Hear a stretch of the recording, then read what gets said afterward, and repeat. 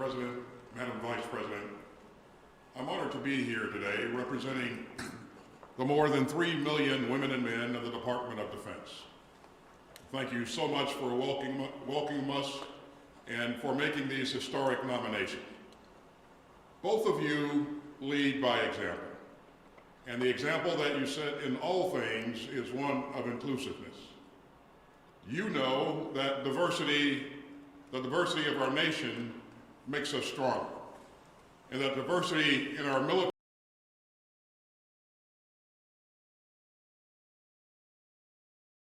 as critically, you know that leadership doesn't come conveniently packaged. You know that it comes from lived experience, everyone's lived experience. And today you are nominating for a combatant command 2 extraordinary military leaders whose lived experience encompasses nearly 70 years of uniformed service in peace and in war. They have known sacrifice, they have known loss, and they have known victory. They have flown and fought for this country across the continents from the waning days of the Cold War right up to the modern days of wars that we still wage. General Richardson and her husband Jim deployed to war together in 2003 as helicopter battalion commanders flying dangerous missions over Iraq. And also Laura's brother and sister were serving there too, making national security something of a family business. General Van Ovost was a pioneer in the development of the rugged C-17 cargo plane, conducting dirt takeoff and landings and airdrops in this mammoth aircraft as one of its very first test pilots. In becoming a test pilot, she also achieved her dream of flying fighter aircraft even though women were still barred from flying in combat. And undeterred, she would later fly the KC-135 tanker in combat over the skies of Iraq and Afghanistan, refueling numerous aircraft in support of the Joint Force.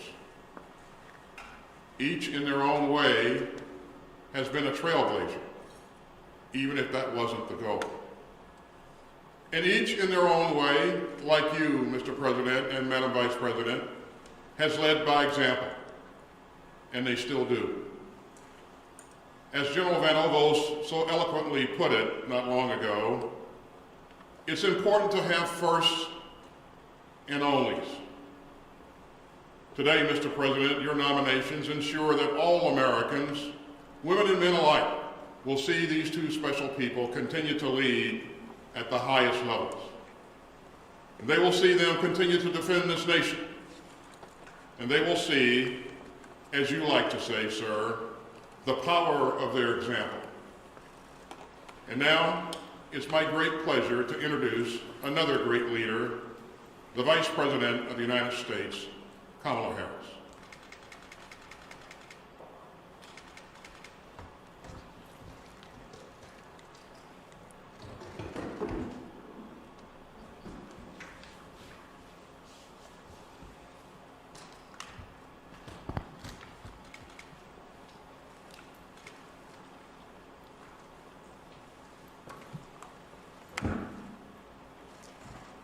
Mr. President, Mr. Secretary, military and national security leaders, we're here today for an extremely important occasion.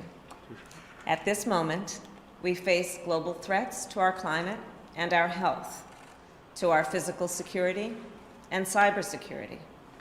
Our capacity to meet this moment is determined both by our diplomatic strength and by our ability to build a strong, smart, and sustainable military force. A force that recruits the most talented. A force that retains the most capable. A force that advances the best of the best.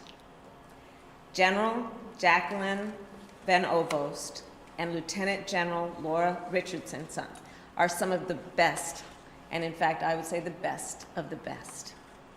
General Van Ovost graduated from the United States Air Force Academy in 1988. Since then, she has logged more than 4,200 hours in the air, and she serves today as commander of the Air Mobility Command. Lieutenant General Richardson was commissioned into the United States Army Aviation Branch in 1986. She has flown Black Hawks and commanded battalions. And today she serves as Commanding General of the United States Army North. General Van Ovost and Lieutenant General Richardson have been tested under the most difficult circumstances, and they are proven leaders.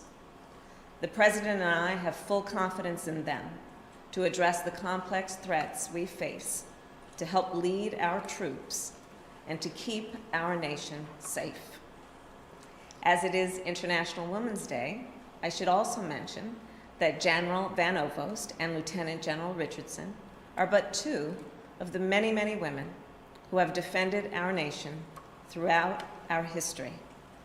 During the American Revolution, women rode horseback through enemy territory to transport sensitive military information. During the Civil War, women disguised themselves as men and fought for the Union Army.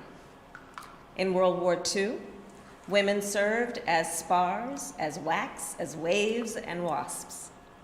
And today, women military members are stationed around the world. I say this to remind us, while it has only been 5 years since all combat jobs have opened to women, women have been in the line of fire, risking their lives to protect our nation long before that.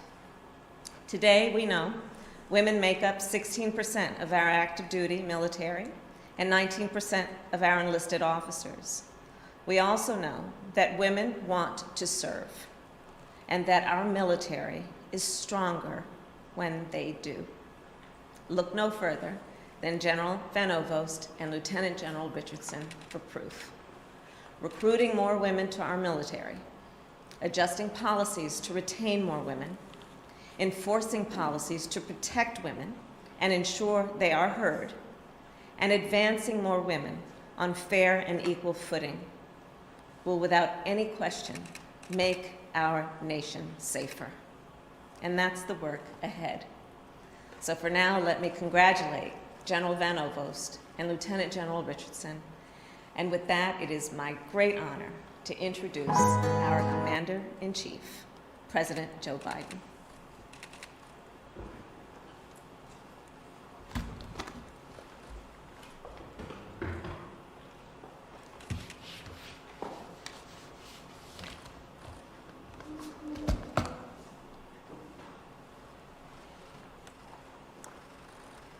Thank you, Madam Vice President. And thank you, Mr. Secretary. On Friday, I submitted to the Senate for confirmation my first slate of nominations for four-star command positions in our armed forces. Among them, two outstanding and eminently qualified warriors and patriots, General Jacqueline Van Ovost, and United States Air Force, is currently the only female four-star officer serving in our military. I nominated her as Commander of United States Transportation Command, and when confirmed, the Lieutenant General Laura Richardson of the United States Army will be promoted to the rank and join General Van Ovost as the only another four-star general.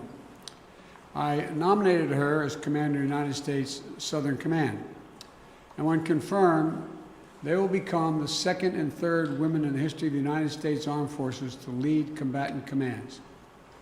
Each of these women have led careers demonstrating incomparable skill, integrity, and duty to country. And at every step, they've also helped push open the doors of opportunity to women in our military, blazing the trail a little wider, a little brighter, for all proud women following in their path and looking to their example. And I wanted to shine the light on these accomplishments for those women today, because General Van Ovost is reiterated in an interview this last week, and I'm the second person to say this. It's hard to be what you can't see. It's hard to be what you can't see, but you'll soon see. Today is International Women's Day, and we all need to see and to recognize the barrier-breaking accomplishments of these women. We need the young women just beginning their careers in the military service to see it and know that no door will be closed to them. We need women and men throughout the ranks to see and celebrate women's accomplishments and leadership in the services. We need little girls and boys, both, who have grown up dreaming of serving for their country to know this is what generals in the United States Armed Forces look like. This is what vice presidents of the United States look like. So I'd like to spend just a few minutes today making sure that America knows who General Van Ovost is and Lieutenant General Richardson is. They're aviators. Both learned to fly planes before they were old enough to drive a car. General Van Ovost, is the first generation American, the daughter of Dutch immigrants who owned a flying operation.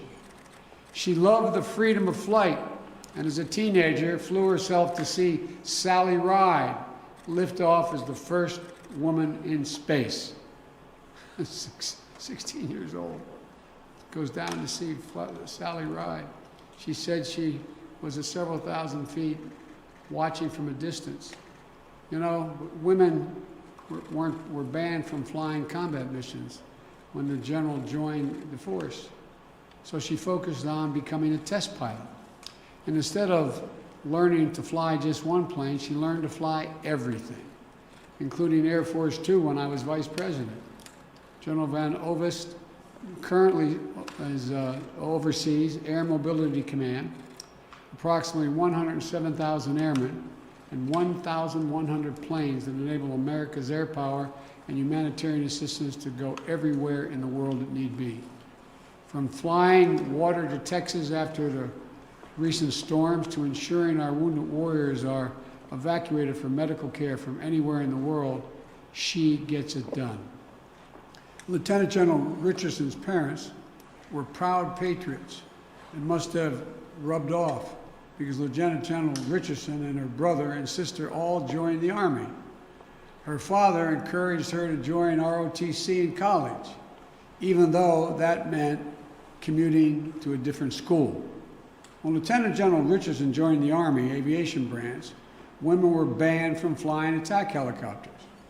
She flew in support of combat missions and conducting lift operations of her UE-1, the so-called UE, and the Blackhawks. Now, as a commanding general of the United States Army North, Lieutenant General Richardson oversees military ground responses here in North America. All over the last year, that's meant getting military medical personnel deployed to help in our response to this pandemic.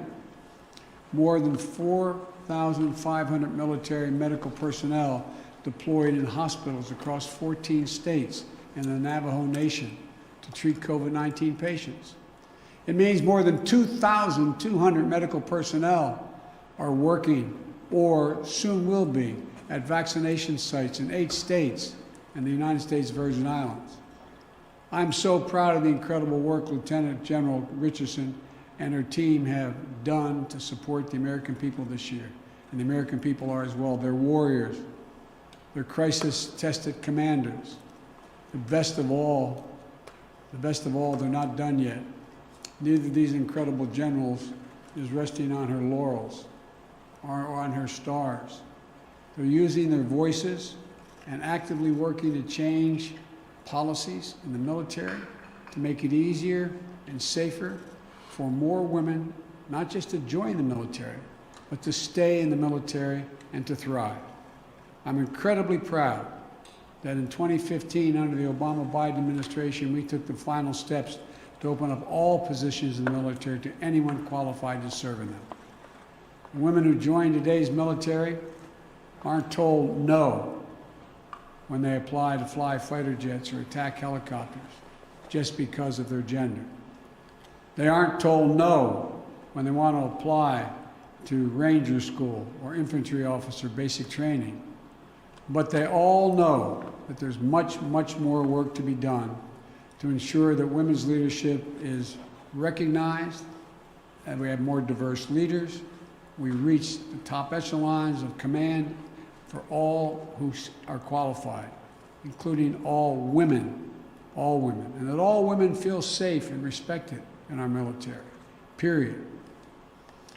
You know, some of it's relatively straightforward work, where we're making good progress designing body armor that fits women properly, tailoring combat uniforms for women, creating maternity flight suits, updating requirements for their hairstyles. And some of it is going to take an intensity of purpose and mission to really change the culture and habits that cause women to leave the military. That women are making sure more diverse candidates are being considered for career advancing opportunities at every single level. That women aren't penalized in their careers for having children. That women aren't just token members, but integral parts throughout all branches and all divisions. And that they can completely, fairly engage in promotion, compete all across the board, including on age and gender neutrality and physical fitness tests. You know, that both members of the military couples can thrive while serving, like Lieutenant General Richardson and her husband, Lieutenant General Richardson, who I might add, I want to thank you for getting me off a mountain that was about 12 to 14,000 feet up on a goat path when our helicopter went down in a snowstorm. It's good to see you, General. The ride down that mountain was more perilous in the truck than it was in a helicopter, but thank you. And we have to take on sexual assault and harassment and violence against women in the military. Sexual assault is abhorrent and wrong at any time. And in our military, so much of unit cohesion is built on trusting your fellow service members to have your back. There's nothing less than a threat to our national security. I know Secretary Austin takes this as seriously as Vice President Harris and I do. That's why this first memo as Secretary was a directive to take on sexual assault in the military, and why he stepped up independent review. He set up an independent review commission on sexual assault to make concrete recommendations for changes. This is going to be an all-hands-on-deck effort under my administration to end the scourge of sexual assault in the military. And we're going to be focused on that from the very top. I know that we can do it. The U.S. military has defeated American enemies on land and air and at sea. And this is not beyond us. I want to thank General Von Ovost and Lieutenant General Richardson for their exemplary careers in service to our country. You're America's patriotism at its finest, undaunted and absolutely able to do anything by any obstacle, determined to open wide the doors of opportunity, and ready for the next challenge. It's my great honor to serve as your Commander-in-Chief, and I look forward to hearing your active duty and recommendations of how we can work together to keep the American people safe and meet every challenge in the 21st century. So I want to thank you both, and I want to thank the former general. I keep calling him general, but the guy who runs that outfit over there. I want to make sure we thank the Secretary for all he's done to try to implement what we've just talked about, and for recommending these two women for promotion. Thank you all. May God bless you all, and may God protect our troops.